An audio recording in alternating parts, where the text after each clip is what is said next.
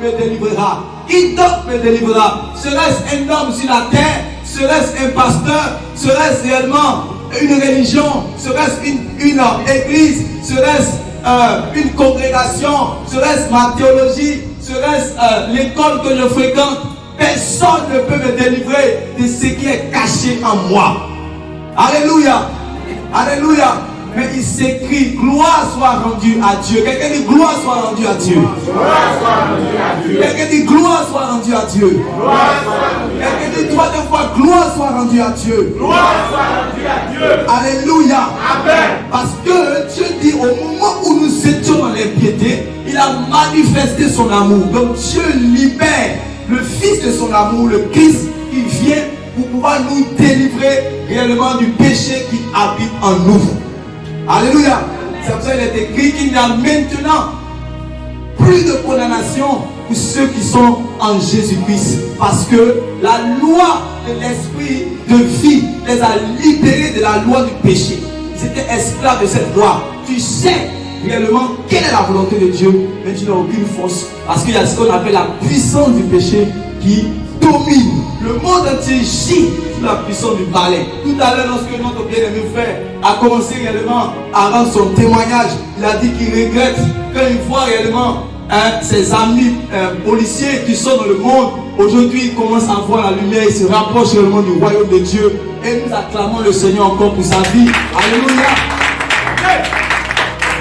Alléluia. Il se demande, mais pourquoi est-ce que la lumière que je suis en train de voir, les autres réellement ne voient pas cela? Ils ne voient pas la lumière qui commence à briller maintenant. Je n'arrivais pas, j'étais aveugle. J'étais aveuglé. Je marchais sur un chemin de perdition, mais je commence à voir le mauvais chemin maintenant. Quelqu'un m'a dit stop, que ce chemin mène à la perdition. Il y a un autre chemin maintenant de la vie et il commence à se tourner. Mais autour de lui, il vit comme Esaïe au milieu d'un peuple aux lèvres impues. Les collègues sont dans la vanité, dans la débauche. Mais il se demande, est-ce que c'est moi seul que Dieu m'aime? Est-ce que c'est moi seul que je vois cela? En réalité, c'est parce que ils ont été voilés par le Dieu de ce siècle. C'est pour cela qu'il ne peut pas voir briller la splendeur de l'évangile. Parce que le Dieu de ce siècle les a voilés. Et Dieu a créé l'attraction pour qu'il puisse t'amener vers le Fils qui est la parole. Afin que réellement tu puisses entendre la parole et que la parole de Dieu puisse créer en ton cœur la régénération. Alléluia. De sorte que tu passes à enfant des ténèbres à enfant de la lumière. De sorte que tu passes à enfant de la rébellion à enfant de la justice. Alléluia. Et nous tous, nous étions de ce nombre. Nous étions tous des aveuglés. Nous étions tous des enchaînés. Nous étions tous des liés. Tous des pornographes, nous étions tous des masturbateurs. Nous ne sommes pas tombés du ciel pour venir. Nous n'avons pas été enfantés par un ange. Nous ne sommes pas immaculés. Même si réellement dans les fausses religions, on dit que les hommes peuvent être immaculés, il n'y a qu'une seule personne qui est immaculée. Alléluia. Selon Ésaïe chapitre 7, on dit que cet enfant va naître d'une vierge. C'est cette personne-là réellement qui est immaculée parce qu'il est conçu sans péché. Il est né en dehors du péché. Et c'est pour cela qu'il est juste pour pouvoir réellement libérer les injustes. Il est fidèle pour pouvoir libérer les infidèles. Alléluia. Il est saint pour pouvoir libérer ceux qui sont dans le péché. Alléluia. C'est ainsi que nous étions liés. Alléluia. Et il est venu vers nous comme un agneau. Quand on envoie réellement la boucherie, il a décidé lui-même volontairement d'honorer non seulement le Père qu'il a envoyé, mais il veut manifester son amour à notre égard pour nous donner sa vie. Pour nous donner sa vie. Et je suis venu dire à quelqu'un ce matin, si quelqu'un est encore lié dans le péché, il y a un espoir pour toi. Et cet espoir, c'est le Christ de Dieu. Amen. Cet espoir, c'est l'agneau de Dieu. Alléluia. Jean-Baptiste pouvait dire, voici l'agneau de Dieu qui ôte le péché du monde. Il a montré du doigt. Et le ciel a rendu témoignage. Alors que le ciel s'ouvre, celui-ci est mon fils bien-aimé, en qui j'ai mis toute mon approbation. C'est lui que vous devez écouter, c'est lui que vous devez suivre, c'est vers lui que vous devez marcher, c'est sa voix que vous devez entendre. Si vous entendez sa voix et que vous êtes mort, vous passerez de la mort à la vie. Si vous entendez sa voix que vous êtes malade, la maladie quittera votre corps. Si vous entendez sa voix et que vous vivez en quelconque difficulté, vous êtes dans une prison, vous êtes dans un cachot, vous êtes lié par quelque chaîne que ce soit. Si vous entendez sa voix et que vous laissez votre cœur de l'esprit. Il dit, sors ma fille. Il dit, sors mon fils. Vous serez justifiés, vous serez libérés, vous serez transformés, vous serez restaurés. Et c'est ainsi que plusieurs d'entre nous, nous étions aussi de ce nombre, aveuglés par la séduction de ce monde, aveuglés par les plaisirs de ce siècle, aveuglés par, les fausses évangélisations dans les chaînes de musique mondaine. On regardait ces choses et on marchait selon ces choses. Mais l'évangile nous a délivrés. Jésus s'est donné. Jésus s'est donné. Aujourd'hui, plusieurs personnes sont en train de fêter la Pâque, mais n'ont pas réellement la compréhension de ce que c'est que la Pâque. Pour nous, Christ est notre Pâque. Alléluia. Amen. Alléluia. Amen. Christ lui-même est notre Pâque. Alléluia. Mais les gens disent non, que Pâque qui nous, Pâque est à nous, mais ils ne sont pas réellement délivrés par la véritable Pâque. Alléluia. Amen. Vous savez, quand cette histoire de Pâque a commencé, c'était en Égypte. Les gens étaient dans le monde, étaient dans le royaume de l'Égypte, et les enfants d'Israël étaient dans un endroit qu'on appelait Goshen. Vous avez déjà lu? Ils étaient à Goshen. Et c'est à Goshen qu'on a laissé l'instruction. Parce que c'est à Goshen qu'on donne l'instruction. C'est à Goshen qu'on a dit, voilà, il y a l'ange de la mort qui va passer. Et l'ange de la mort va passer, va prendre tous ceux réellement qui ne vont pas avoir de marques sur eux. L'ange va venir pour apporter la mort. Mais là où la maison, la famille où il y aura une marque de sang, alléluia, où il y aura la marque de sang, c'est dans cette maison-là, que la mort ne va pas pouvoir prendre le premier-né. Alléluia. Amen. La mort ne va pas pouvoir prendre le premier-né dans cette maison.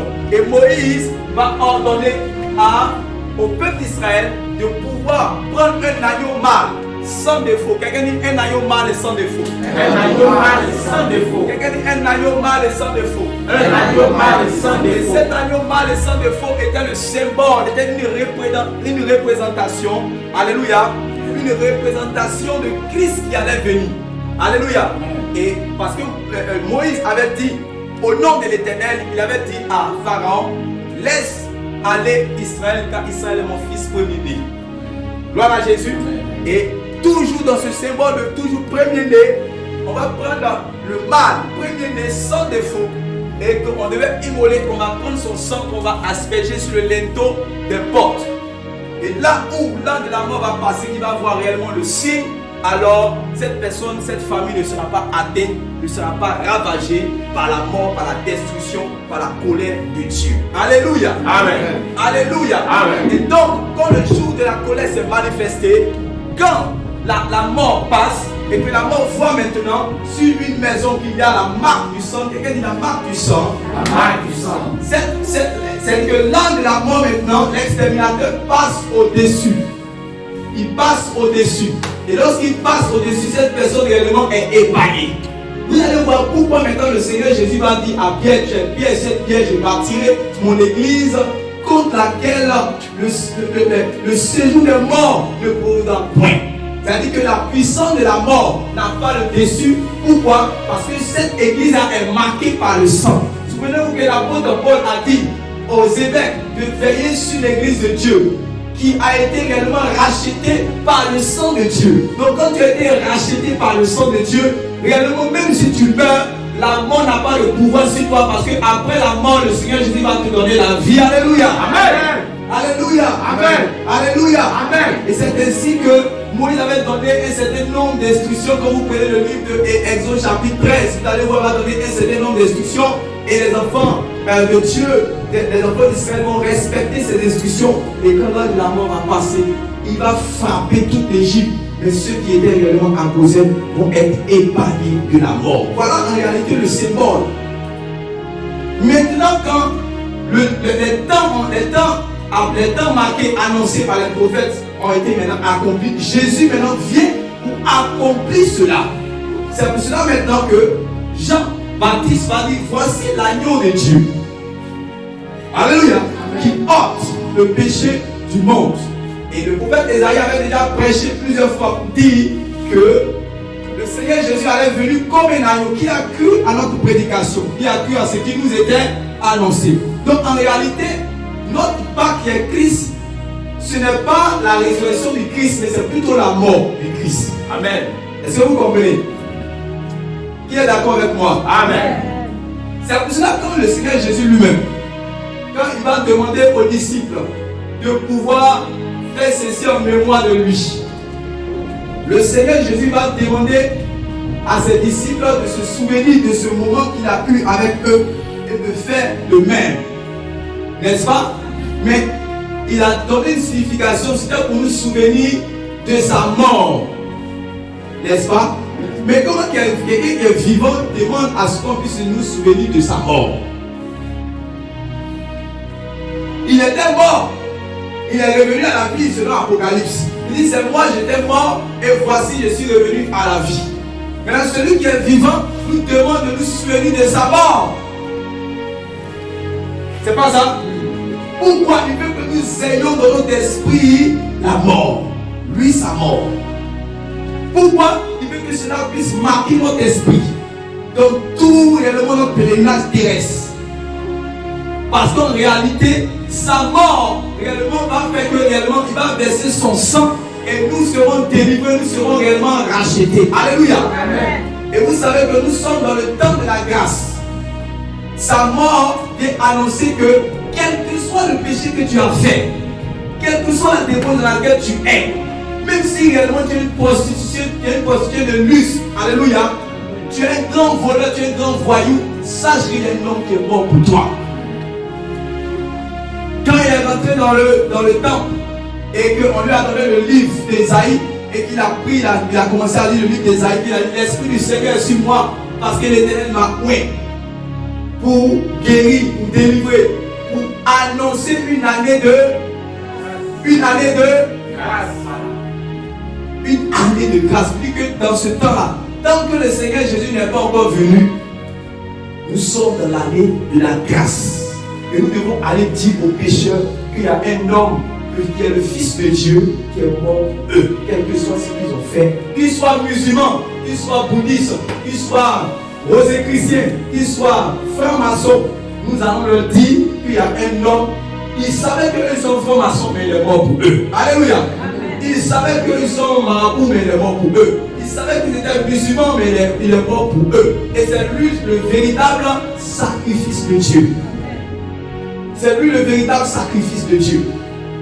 Il est venu afin de nous délivrer de nos péchés. Et ça, il faudrait que ça soit dans notre conscience tous les jours, jusqu'à ce que le Maître revienne. C'est pour ça que, même quand, en tant qu'enfant de Dieu, il t'arrive à être tenté, tu te souviens que réellement il y a le Seigneur Jésus. Tu regardes en fait à Christ.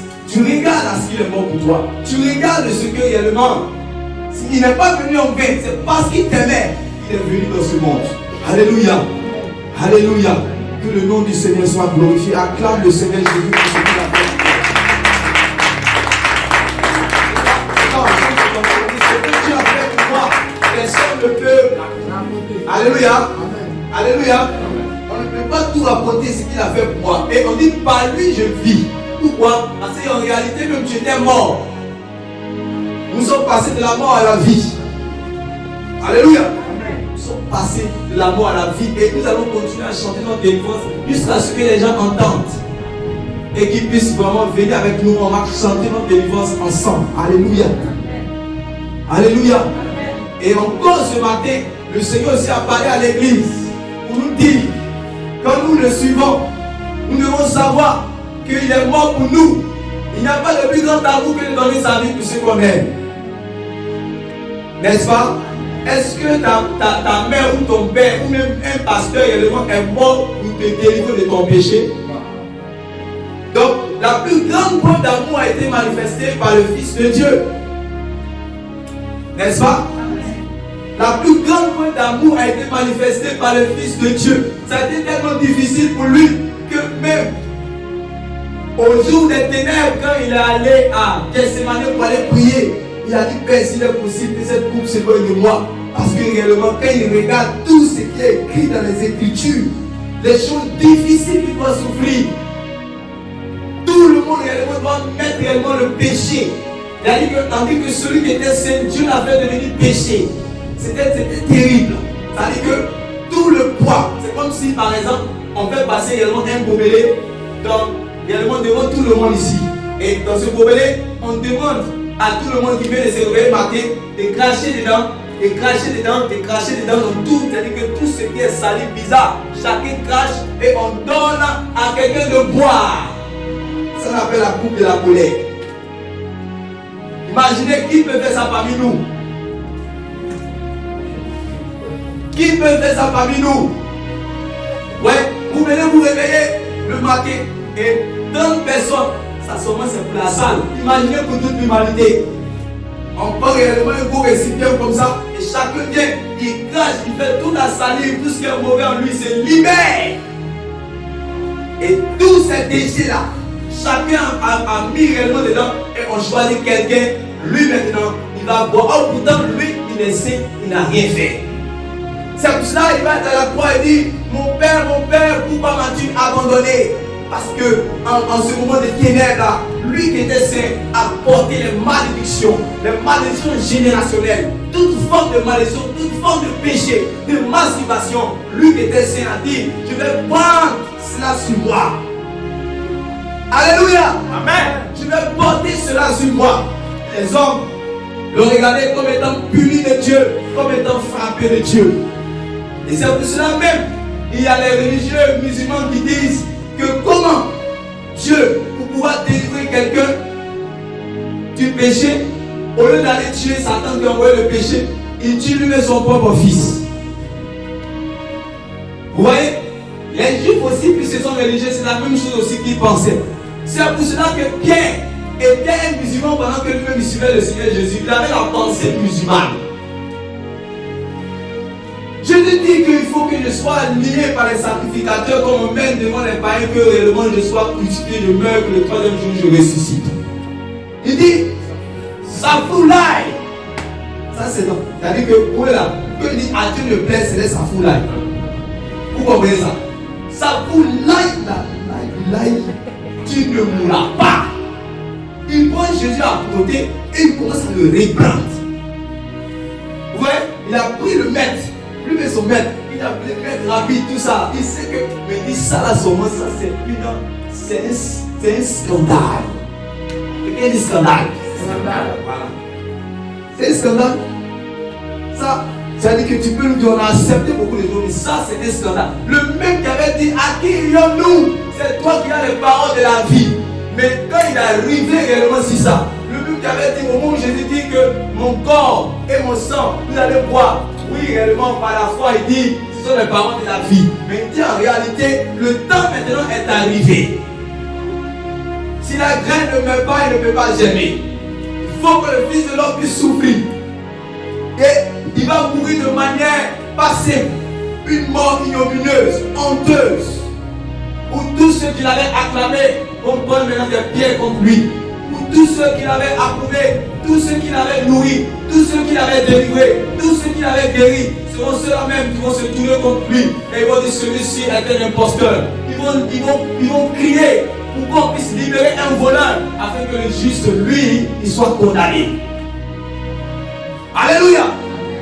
Ils ont dit libérer Barabbas.